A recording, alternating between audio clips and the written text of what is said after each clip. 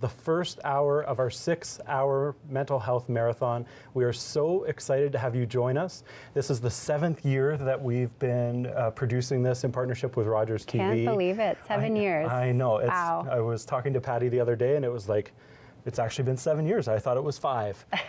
So here we are. My name is Ben Strasser, and this is my lovely wife, Rachel Strasser. Hello. So nice to have you here. It's wonderful to be here. I love being part of this. It's such a worthy cause and a conversation that needs to happen. Awesome. And first up, we have, Becca. Becca McClellan. I know. Thank you so much for being here, Becca. And also Hope Fala-Weibo. Thank you for being here. We are excited to start this conversation. Okay. Becca, kids can fly. I know I saw a stat. It was that 1 in 5 women will experience symptoms of postpartum mood disorders. Can you share a little bit about what Kids Can Fly does? Yeah, so Kids Can Fly has always tried to fill gaps in the community.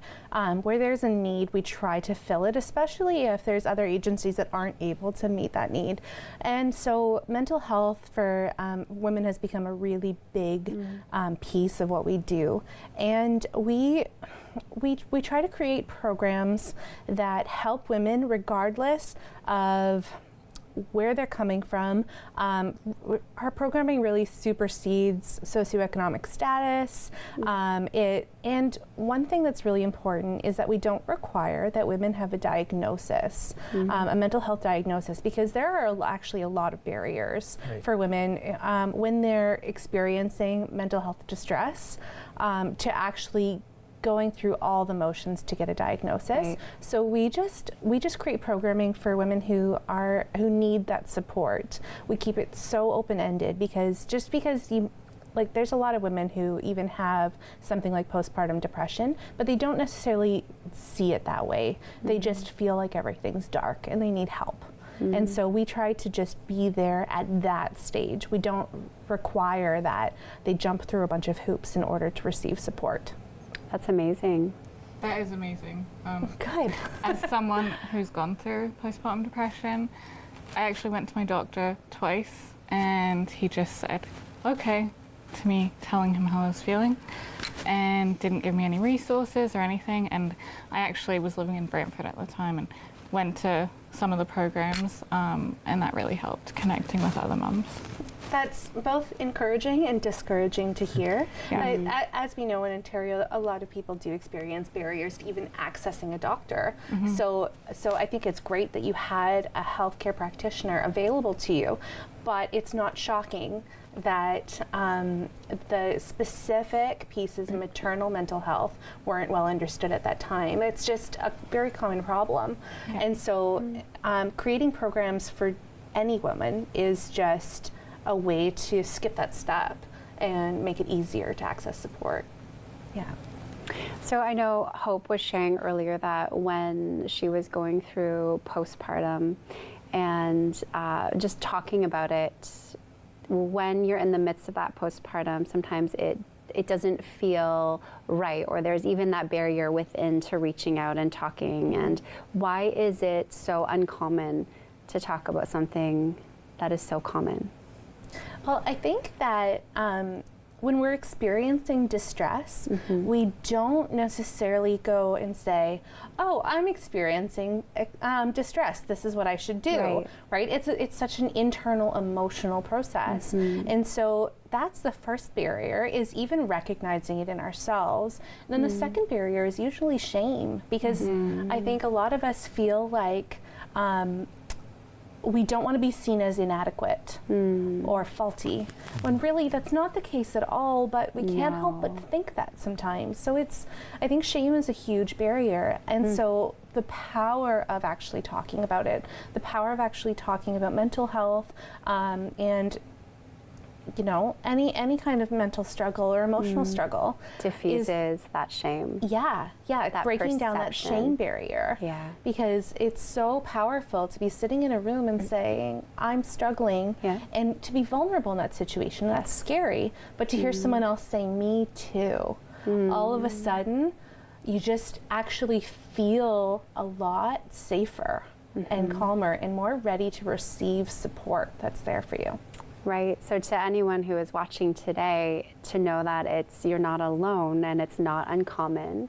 And if you even have that first instinct within you that you're something's off, things are dark, like you said, but there's this feeling of not wanting to talk about it because you're somehow lacking or less than, you're not alone, and it's very common, and they can access the community at Kids Can Fly to help them navigate that journey. Yeah, we have, at Kids Can Fly, we have 2 programs that address maternal mental wellness. So we've got our Parachute program, which is meant for mothers of babies under 12 months. And that is such a group support. It's run by an excellent facilitator named Jane Flinders, who has a ton of experience in this area. And it's also a peer support group. So the women in this group help each other and build lateral relationships that are just so effective. And then we have an additional program called our prenatal program. And in that program, we aim to help women who have extra factors that may influence their wellness after giving birth.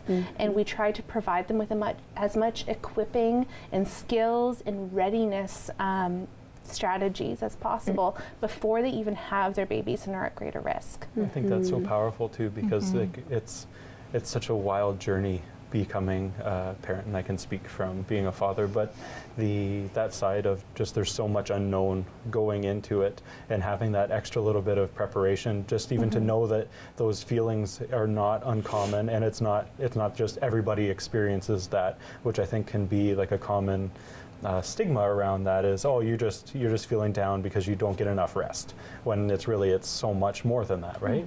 So what are some of the factors that might be highlighted to you, to someone who would be at risk for postpartum depression? One of the really big ones is unplanned pregnancies. So if you weren't expecting to be having a baby that year, that actually adds such a big layer of stress. And other factors, like there are quite a few factors, but another one that's big is if you already experience mental distress, mental illness, you're more likely to have that affect you later. Postpartum. And the amount of supports that you have around you are the kind of third really big one. There are other factors that we could get into, but those are 3 of the main ones. Like if you don't have a supportive partner, like if you're doing it alone, that puts you at even greater risk, and so much of it comes down to that stress, that emotional load that you have trying to navigate motherhood. The greater those stress factors, the more at risk you are to struggle. And there is no shame in that. I just want to clarify. That's right. Because we've all, like I had an unplanned pregnancy myself, and I found that it was hard, but I at the time I didn't understand that I wasn't alone, but I do know that now. And we've got to cut to break, but we will be right back after these messages.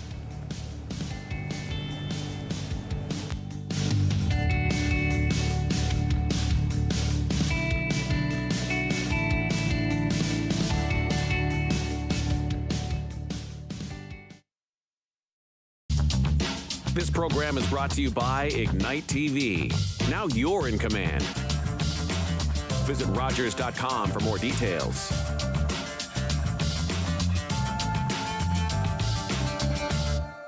Canada's Got Talent is getting ready for the biggest season ever. 874,624, 800. With the biggest cash prize in Canadian TV history. Howie, what are you doing? 874,626. Rogers wrote $1 million check for this season's CGT winner. Yes! It's the $1 million season. Thank you, Rogers. Canada's Got Talent. This March on City TV.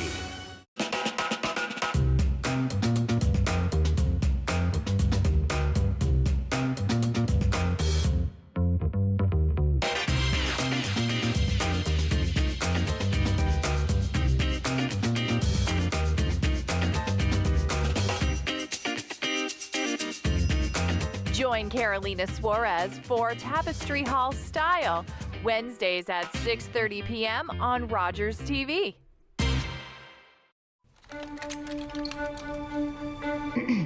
You must be the reporter. Come with me. So, Miss McGill, how does it feel being Canada's famous women engineer? The real story is the work we've done retooling this factory. To build the Hawker Hurricane? Indeed. 40 planes last month with a capacity of up to 100. Our fighters are over England as we speak. Of course, it pains me to see airplanes mass-produced like boxcars or baby carriages. But in war, we make concessions in favor of innovation. You must feel at home, though, managing all of these women.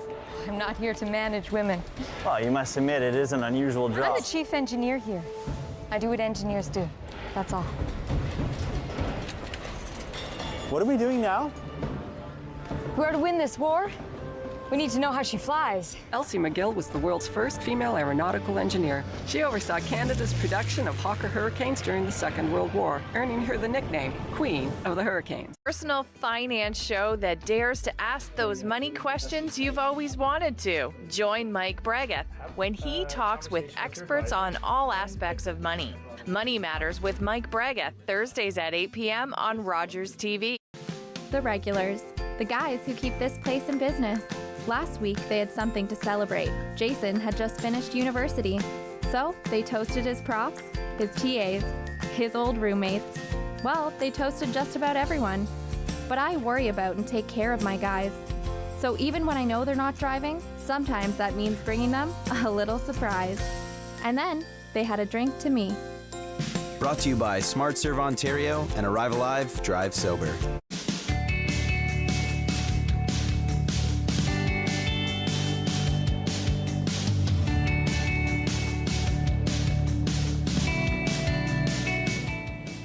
Welcome back to KickBack. I'm joined with Rachel, Hello. Becca, and Hope. Again, thank you both so much for being here. Really, we're talking about postpartum depression. We're talking about Kids Can Fly and the services that they offer. Can you share about how the audience can find Kids Can Fly services and access them?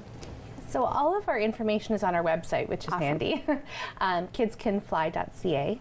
And what you'd look for on there is our parachute program and our prenatal program. And both of these have information on how you access those. Our parachute program is a drop-in, which is fantastic. So you can just try it out. You don't have to register.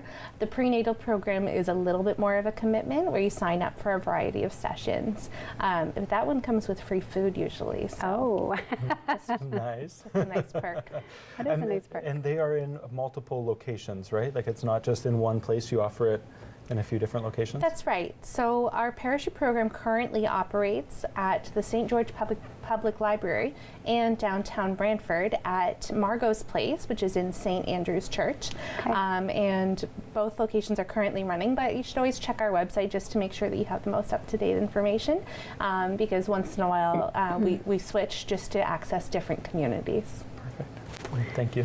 Thank you, Becca. And I love that the prenatal yoga is part of what you offer at Kids Can Fly, and how wonderful that is just to help mothers understand the power of pause and the power of a breath, and how that ripples not only over their mental health, but down into like the growing fetus, and it can affect their relationship even after the baby is born. And Hope, you are a yogi and someone who has navigated postpartum depression. Can you speak to how some of the tools that you had in your toolbox helped you navigate your journey? Because I know you've had some very low moments, but you also have a lot of moments of definite resiliency and kind of getting your head above the clouds. Yeah, so I'd say, I'm just gonna rewind a little bit. It all kind of started when I had endometriosis, which I didn't get a diagnosis of until I was 22. Again, doctors missed it, just kind of threw the birth control pill at me at an age that I was really too young to be on anything like that. Masking the symptoms and making things worse, including my mental health throughout my adolescent years, which caused all sorts of issues growing up. I finally got a diagnosis, and I was married, and we decided, well, I always wanted kids. Todd flip-flopped. But he ended up saying, well, if it happens, it happens. So 2 years later, I'm thinking, okay, well, maybe I'm going to be having issues because I have endometriosis, and I know some women do.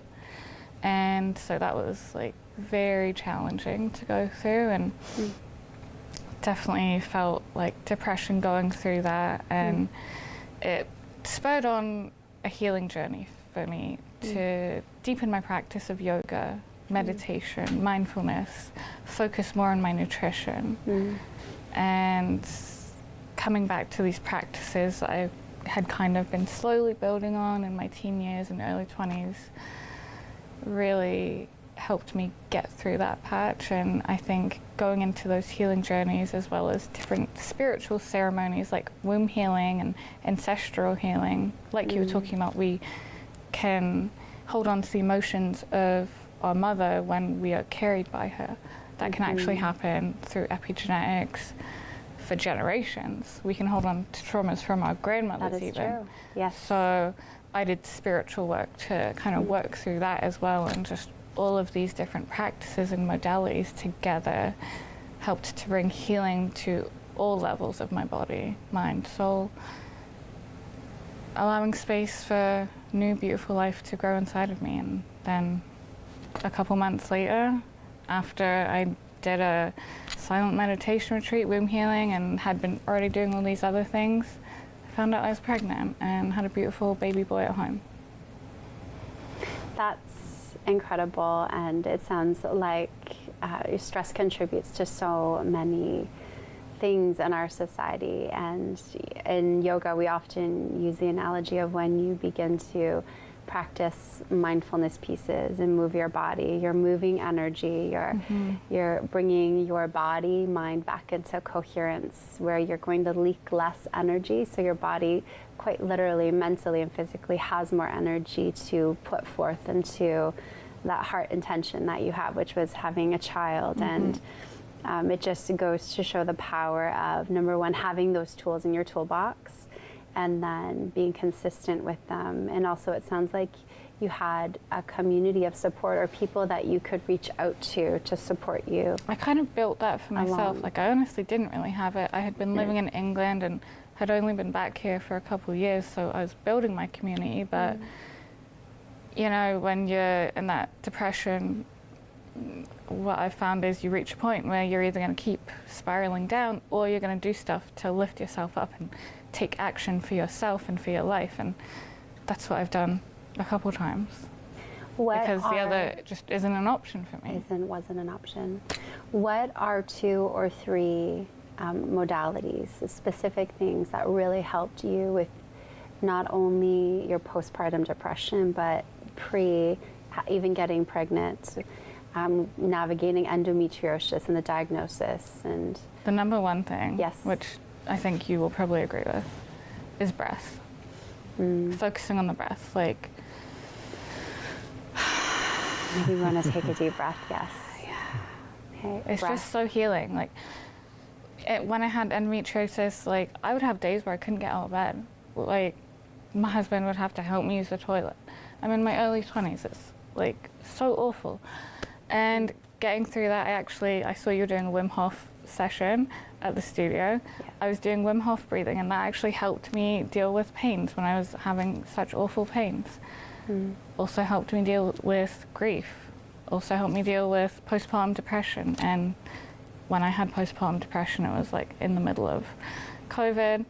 And like, I know for so many women, the occurrences of that, it skyrocketed because of the isolation and no community around you to help support you. So eventually I got back to my practice, and the one thing I started with was connecting with my breath. So breath. And then moving my body mindfully. At Up Yoga, we talk about movement as medicine, and you'll catch us saying a lot that when you move your body, you shift your life's energy forward, and it's so much more than a workout. If anything, the physical benefits are secondary to the spiritual and energetic benefits of moving and breathing. When I started yoga when I was 16. I started because I wanted abs and I wanted to look great. And then I quickly realized, like, wow, this actually makes me feel really calm and peaceful, and I love it. Not for how it's making my body look, which it did help, but with how it made my mind feel, and that was just so amazing, and I fell in love with it then. That's beautiful. And So, sorry, we've got about a minute left, and I know you wanted to mention your upcoming fertility workshop that you have. Workshop. Okay, yes. Yeah. Yeah, no, just a quick brief, and then we'll make sure we pull it up. Where can individuals find out more about your fertility workshop? Okay, so I'm on YouTube, Facebook, Instagram, Hope's Tiny Temple, and I will be sharing about my upcoming fertility retreat, which will include yoga, meditation, mindfulness, as well as womb healing. Thank you so much, both of you, for joining us. We really appreciate your time, and we'll be right back after this. Coming for you.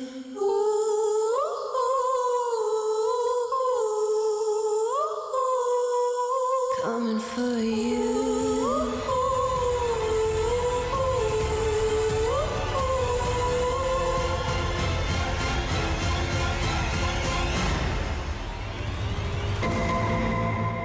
Coming for you.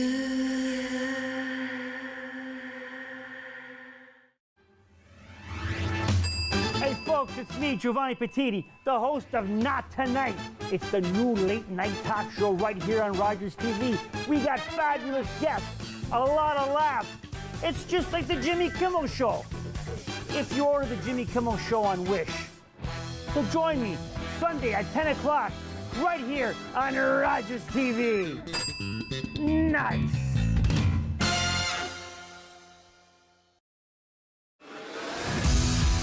Hey guys, Steph here from The Cruise TV, the show where we talk about the people and stories behind the coolest cars on the road. Join us on Sundays at 8 p.m.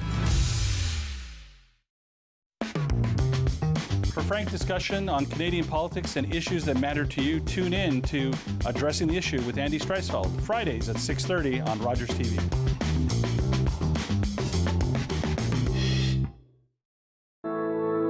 My Uncle Cheney was one of over 150,000 Indigenous children that were taken to residential schools between the 1800s and 1996. My uncle ran away from school wanting to get home to his mom and dad, and sadly he didn't make it and died of exposure. When Gord Downey found out about my late Uncle Cheney's story, he wrote Secret Path, a series of poems that became an album, then a graphic novel, a documentary, and a concert. Gord met my family, and together we formed the Gord Downey and Cheney Winjack Fund.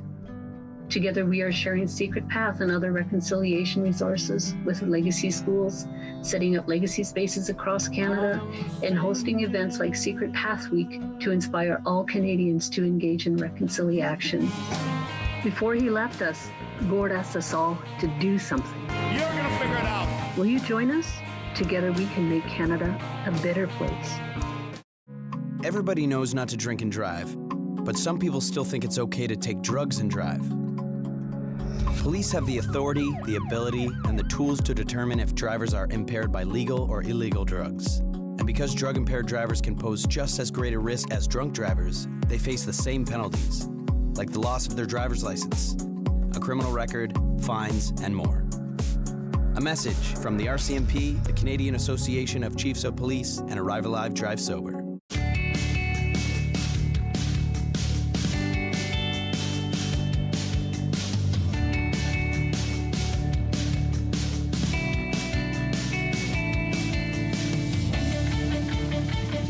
Welcome back to KickBack. Again, we are so glad to have you here. My name is Ben.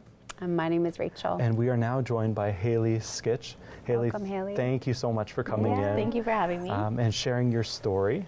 Can you share a little bit about what you're going through and what you've been through?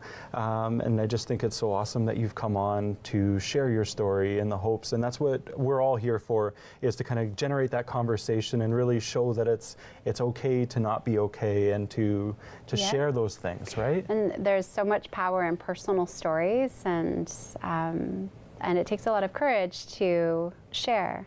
But by sharing, we diffuse any stigmas, and you really empower people. So could you share with us about your personal story?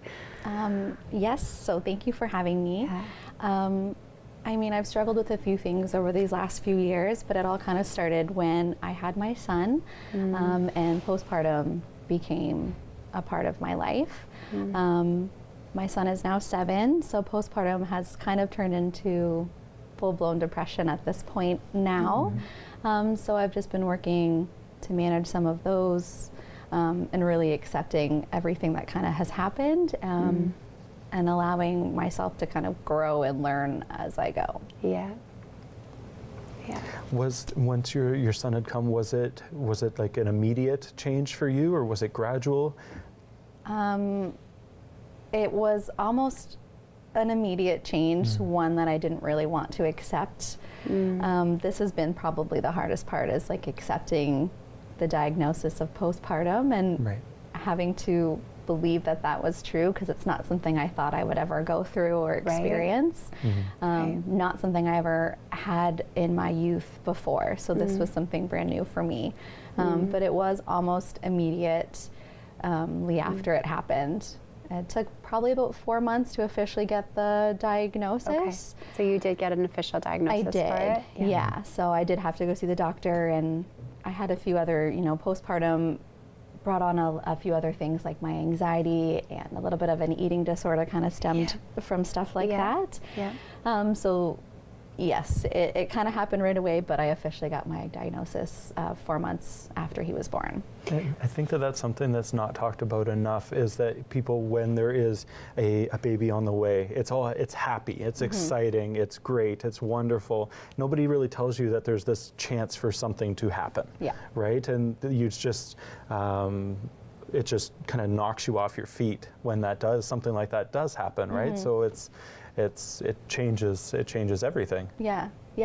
There was no real conversation before the baby had been born of prep work I should be doing in case of anything, if anything were to happen. There was just, this is what you should expect. That's it. Right. So then once I started feeling these certain things, it really wasn't something that I enjoyed. So what is your son's name? His name is Benjamin. So when Benjamin was born, you started to feel these changes, and you knew something was off, but you said you were not right away willing to accept it. Yes.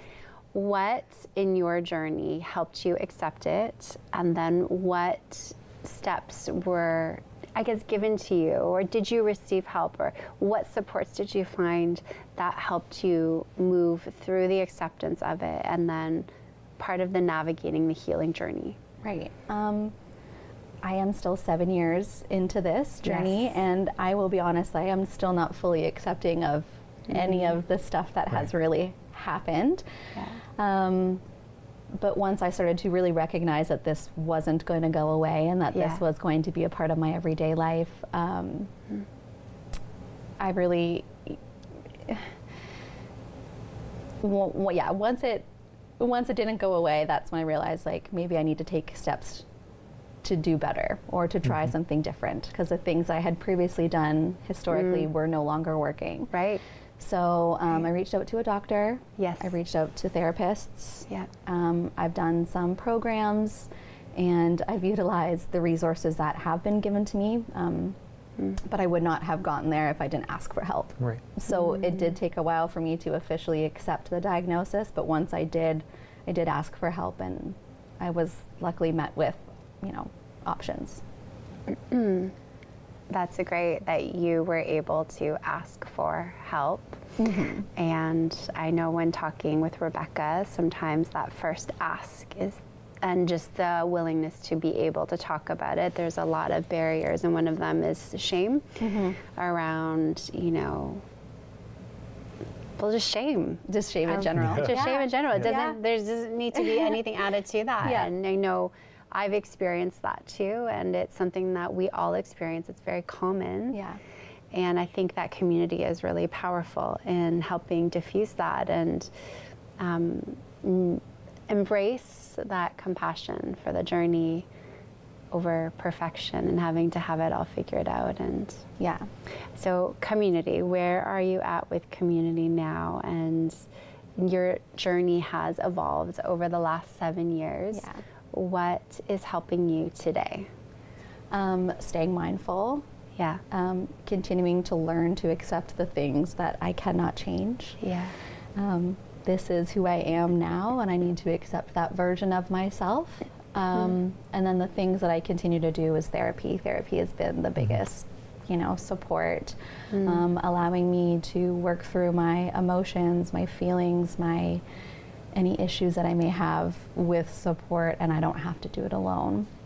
I mean, we all know that we're not alone, but it's nice to feel like we're not alone at the same time. The feeling of community and support is like nothing else. Yeah, for sure. Yeah. So I co-own Up Yoga and Wellness, and my business partner was in paramedicine for many years and had 7 months of chronic anxiety and did everything that she could, checked all the boxes. She was a yoga teacher also, so she had the mindfulness piece. Yep.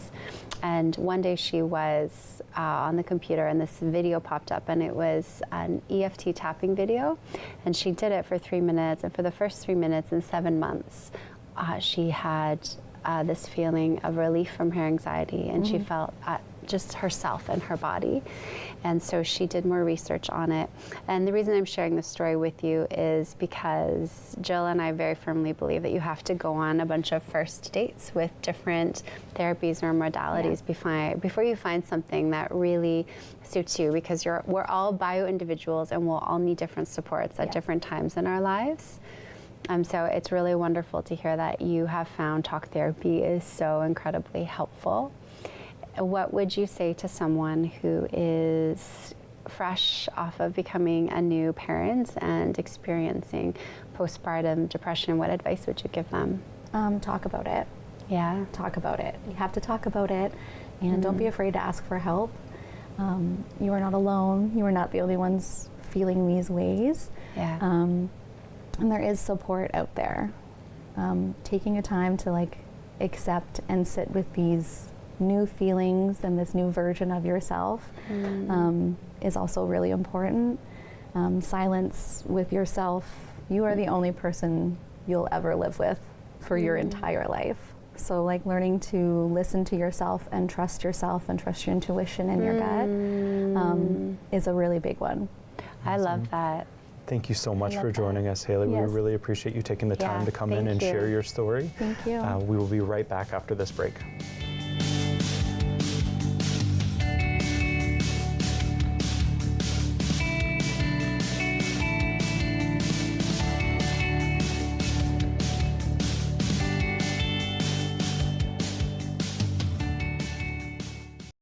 Today, I helped a parent feed their family by connecting them to a food program. Today, I helped someone connect with mental health supports. Today, I helped a couple struggling to pay their bills access financial aid. Every day, 211 navigators connect Canadians to critical government and community programs and services. 211. Help starts here. You're watching an interesting local show on Rogers TV and you want to know more. That's when you head to rogerstv.com. Our website provides more information about our programs, our hosts, our schedule, and about how you too can get involved with Rogers TV. Visit us online at rogerstv.com. Aging Well brings you conversations with experts to help empower your golden years with enthusiasm and optimism. Don't miss Aging Well with Angela and Alice Liu, Thursdays at 7:30 p.m.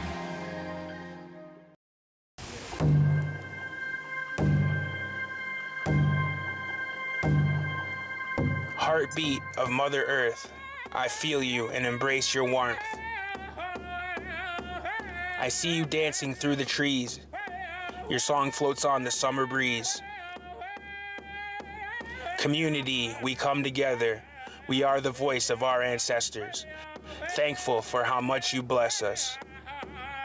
Feel the thunder in the drum. All our voices sing as one. Feel the power, feel the pride. Feel the drumbeat deep inside. Feel the boom, feel the bass. Let's let go of time and space. It'll make you dance, it'll make you sing. Ode Wegun, Wedok Wishin. The drum will lead you, take you far. Always remember who you are.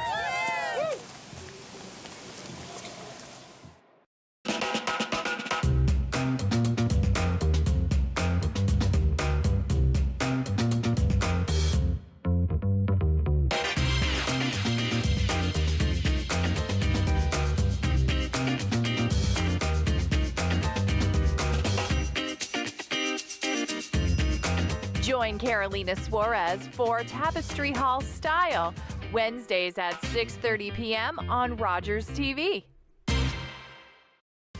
I'm Wendell Clark with a word about winning. We all know it takes a team effort in any sport and with any challenge. You can be a part of the winning team that shuts out impaired driving. Whether you're out on the town or just hanging out with friends, drink responsibly. Always have a plan for a safe ride home for yourself, your family, and your friends.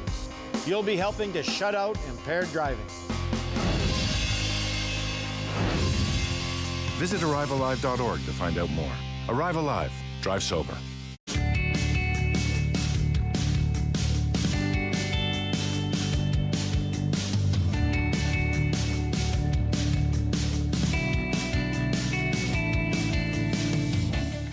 Welcome back to KickBack again. My name is Ben.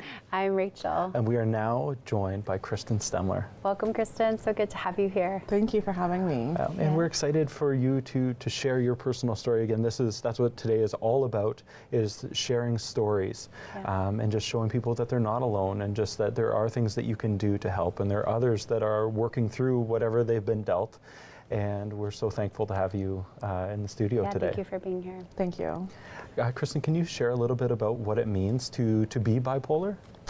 So I like to stay positive and look at it as being the best of both worlds. Yeah. Okay. So I can, experience both sides of the fence with this, mental health issue, but it leads me to try new things. Sometimes without realizing. So it's a pusher in my daily life that causes some difficulties, but you have to stay focused on the positive aspect of it. And it's about enjoying all aspects of life. What you just said reminds me of, where your mind goes, your energy flows. And before the break, we were chatting about, being an entrepreneur and running a business. And there are days where you could think about all the things that are going wrong or risk assess all of the things that could go wrong. Or you could focus on all the things that could go really, really well. And we were just talking about taking risks, and you've had some real success in your business recently, charcuterie, etc. And I'm curious to know, just to jump right into how your business and the pursuit of becoming a business owner has helped you navigate. So it's been difficult, but it's been really worth it. It's been a rock, it's been a foundation for me to kind of ground and root myself into something and then grow from there and redefine who I am and what being bipolar is for me. It is a little bit different for everyone, although we may experience euphoria and mania and depression. There's still all the time outside of that, and putting my time into work and seeing success is what keeps me stable. So I appreciate my job and I appreciate the opportunities, and people see that in me, which helps me keep going. At what point in life were you diagnosed as bipolar? About 7 years ago, actually. Kind of later. Everybody knew when we found out, when I told everybody, I was like, so I'm diagnosed bipolar, and my whole family's like, yeah. We're not surprised. So, but things were different, it wasn't really talked about. Right. What are some of the signs that you noticed, or maybe you had a physician that was helping you, or a counselor? What are some of the signs? Extreme risk-taking, yeah. So making really bold, large choices without considering consequences. Okay. At 15, I told my dad I want to go to France on an exchange program for 4 months, and he sent me, and the teachers were like, she's not showing any signs of being scared. She's really excited. Like the other students going are very nervous. Kristen doesn't show any of those signs. And they still sent me to France. And when I got there, I was like, oh, wow, what did I do? But I'm here, and I stayed, and it was an amazing experience. But the choices leading up to that were very euphoric led. Right. And so that would be hard for yourself to diagnose this if you don't understand the consequences of what you're doing, right? So what my mind's going through. Right. And that must have been difficult being, like you said, diagnosed later in life. What did that mean for you? So just a lifetime of what I thought were amazing choices, very terrible choices. Bad choices with long-term effects that I hadn't considered before I made those choices. Right.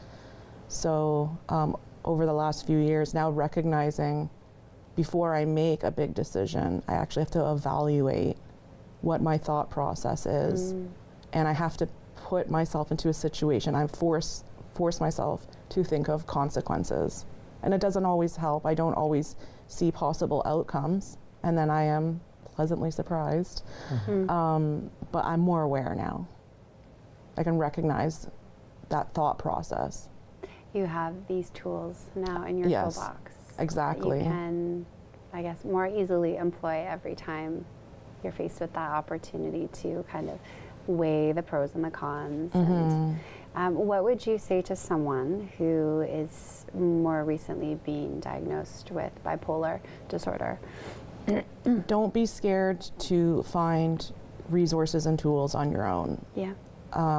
We do have a pretty reasonable healthcare system that offers a lot of tools and resources, but they aren't going to be spoon-fed to us. So it is my responsibility to control who I am and how I put myself out to the world. So a downfall to being bipolar is maintaining friendships, relationships, work life. That's not everyone else's fault around me. That's for me to control. So allowing myself to make smarter choices and treat people better around me, and being aware of just my actions even in this conversation right now, to control that and leave it on a positive note and see the opportunity from it rather than finding the negative and then spiraling and creating problems and so on. You have such a positive purview of being bipolar and the way that you navigate it. I think from just listening to you today, you've discovered a lot about yourself through the journey over the last few years since being diagnosed. And I sense you've discovered that any kind of mental health and navigating any kind of mental health is hard, but you're also a lot stronger and more resilient than I feel you've ever been. It's almost like you can see the negative, but you can also see the opportunity that's been given you to grow and learn. And that's the benefit of, once again, being on both sides of the fence. The negative's always going to be there, no matter what. You can't see black without white or cold without hot. And that's me. That's, to me, that's all of that is being bipolar. But focusing on the good and turning a downfall into an opportunity is completely doable and in our control, and we just have to do it. There's no excuse. There's a lot of good work to be done, often hard work, but as humans, we don't grow, our immune systems don't grow unless our immune system is challenged, our muscles don't grow. Oh, that's so true. Unless they're challenged, and we don't learn new things unless we first go through that cognitive dissonance or that zone of proximal development. So as humans, we're kind of wired to do hard things. Even at the studio, we have a cold plunge. And it's a mental game to get into that thing. But once you get out, you feel like you could climb Mount Everest. It's so true. I do love cold plunges. And thank you so much for joining us, Kristen. We really appreciate you coming into the studio. And we'll be right back after this.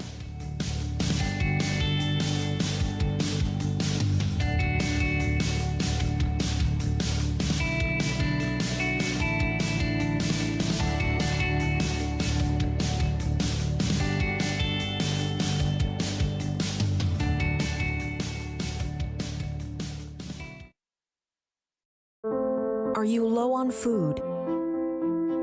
Struggling to pay the bills? Overwhelmed by life's challenges?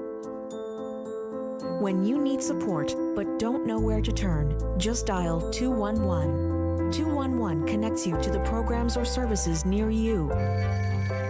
211, how can I help you? 211, help starts here.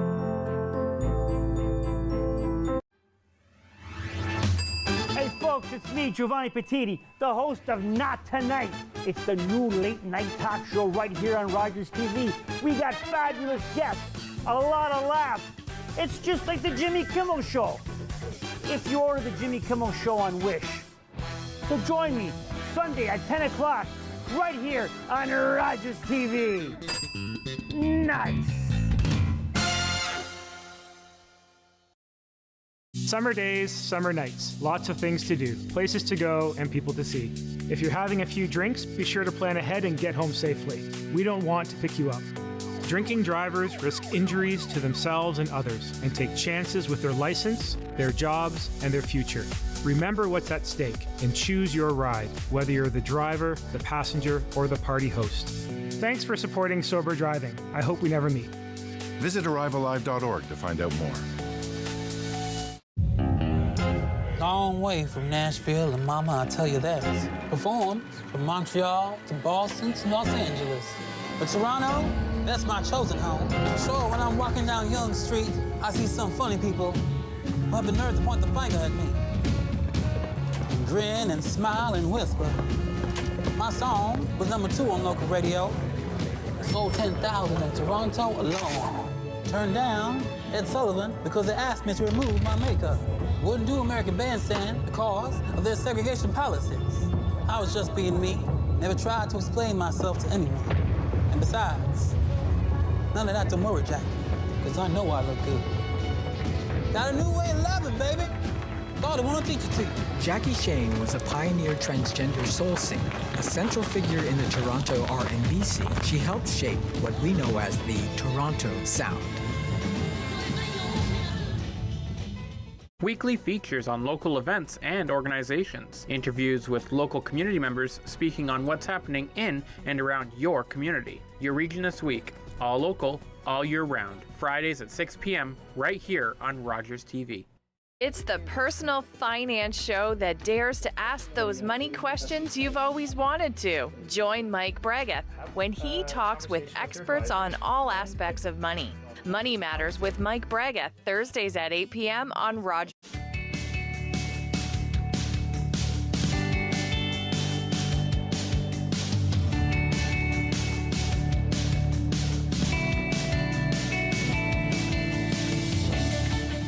Welcome back to KickBack. I'm so glad that you've joined us today. My name is Ben. Hi, my name is Rachel. And today we are joined by Juliana Weberman. Thank you so much for thank you for joining us. Being here. Yes. And I know you're sharing a personal story today, and I really appreciate, we really appreciate the individuals that come on and share their personal journeys and adventures and experiences in the hopes of helping others. Yeah. Right? That's what it's all about. So much power in the sharing of a personal story to destigmatize, to diffuse the shame that's associated with talking about these things. So share with us, Juliana, about your story. Yeah, I mean, I think that's probably the kind of driving factor why I reached out and said, I'd love to share my story for that exact reason, because I feel like it was something that it was sort of shameful, and as I've gotten older, I'm realizing, you know what, like, I'm not alone on this, and having to have navigated some of those processes as far as finding resources and supports and stuff was challenging, because I felt like nobody was really talking about it. So I just think, like, sharing stories and experiences and just can provide that, sort of, I guess, you're not alone. Yeah, that reassurance that, like, you know what, there are resources out there. You just kind of have to know where to look for them. And I just wish that barrier wasn't so difficult to sort of get over. Yeah. But yeah, I mean, I feel like I've sort of struggled with anxiety and depression in some shape or form for most of my life. I wouldn't necessarily say that I had a name for it until like maybe my 20s, and how it's manifested as I've gotten older has changed. It's not, I don't think it doesn't look the same for me, and sometimes I think it doesn't necessarily look what like typical depression or panic attacks would look like. I always like say I don't have the luxury of like falling apart anymore because I have a family and a mortgage, and you know, you got to keep things together.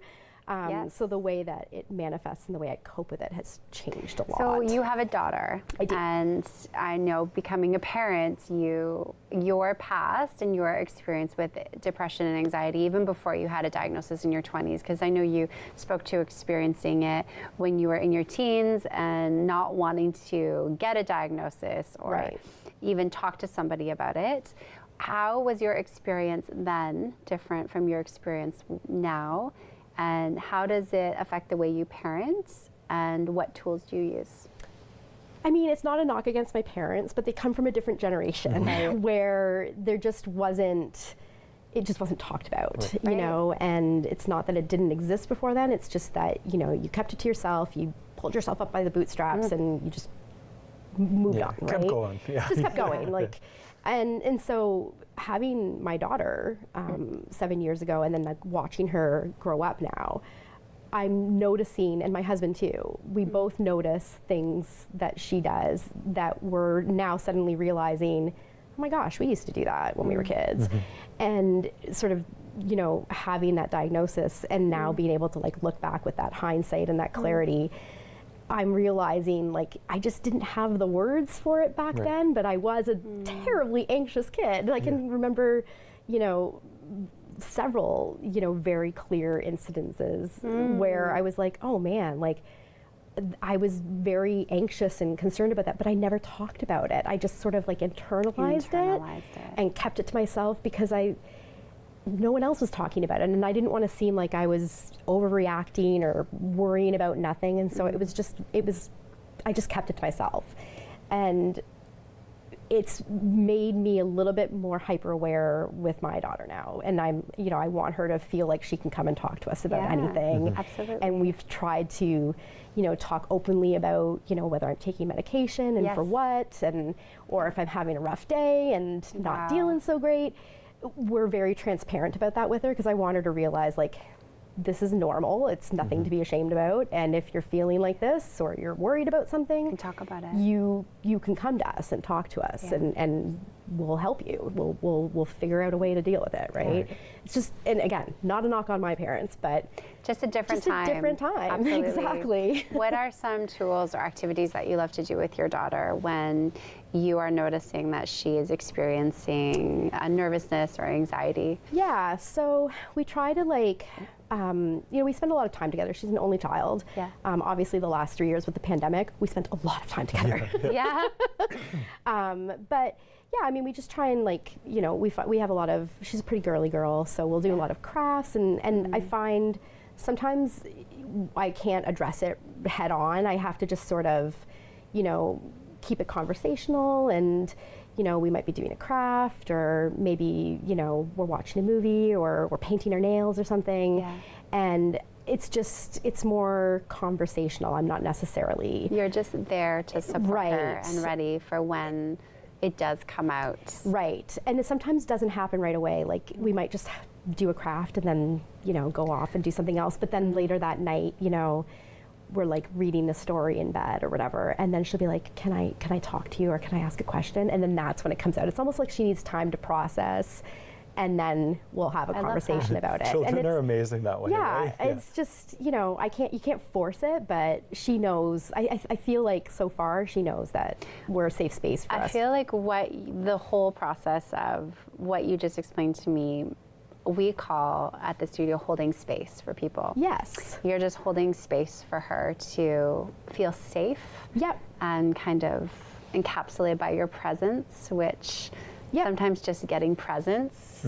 I know Theo, when we don't have presents with him, our 3.5-year-old, he's like, Mommy! Pay attention to me right now. And it can't always be on like our schedule, right? Like even if I notice that something might be bothering her, or if I'm noticing behaviors where she's feeling anxious or she's kind of getting a little bit clingy, and I'm like, where is this coming from?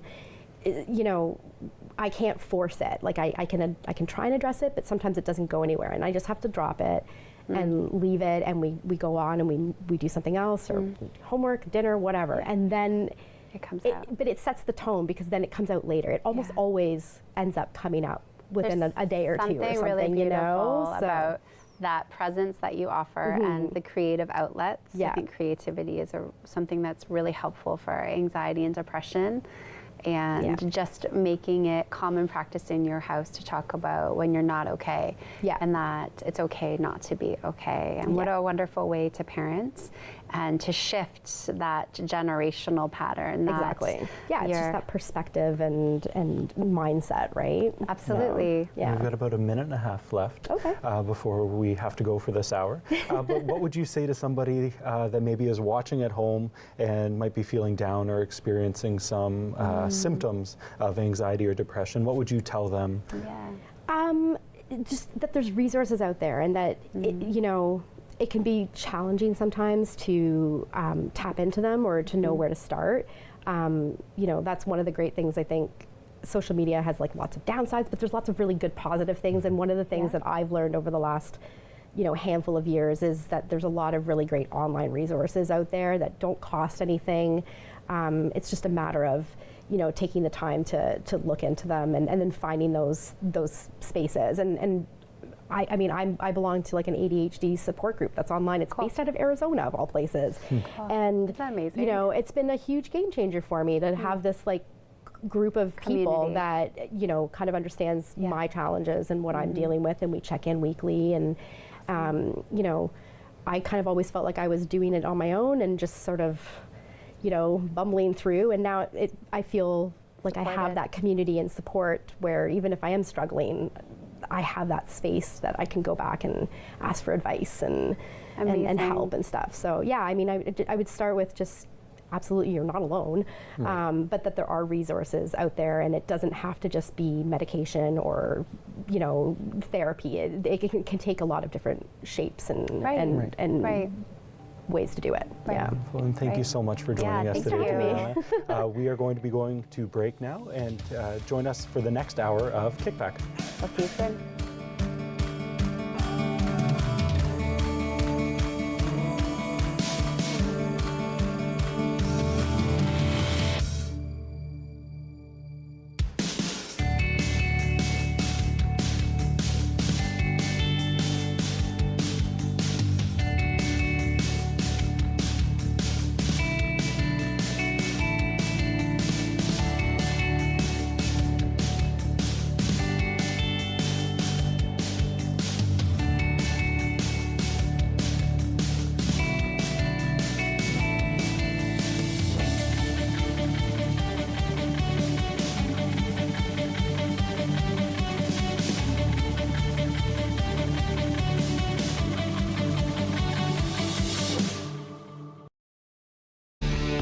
Connect with us by visiting our website or email us at comments@rogerstv.com. My name is Chase Nicholas. I am a Mi'kmaq hockey player.